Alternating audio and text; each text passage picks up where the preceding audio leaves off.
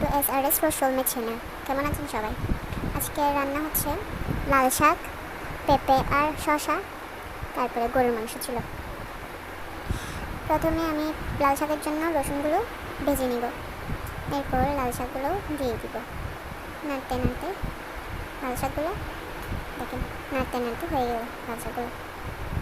লাল শাক দিয়ে লাল ভাত, আচ্ছা লাল ভাত হয় না, একটু পিঙ্ক টাইপের ভাত হয়েছে এগুলো। আচ্ছা ওকে, এরপর রান্না করব পেঁপে আর শসা ঝোল। পেঁয়াজ, কাঁচামরিচ, লবণ, হলুদ, মরিচ, একটু মশলাও দিছি। তারপরে কষানো হয়ে গেলে, মরিচগুলো কষানো হয়ে গেলে দিয়ে দিব শসা আর পেঁপেগুলা, এরপরে মসুর ডাল। তারপর নাড়তে নাড়তে বেশ হয়ে গেল। এরপর গরুর মাংস, এগুলো রান্না করা ছিল, এখন একটুখানি গরম দিয়ে পরিবেশন করব। ব্যাস এটুকু। ওকে, লাইক কমেন্ট শেয়ার অবশ্যই চলবে। ওকে, আল্লাহ হাফেজ।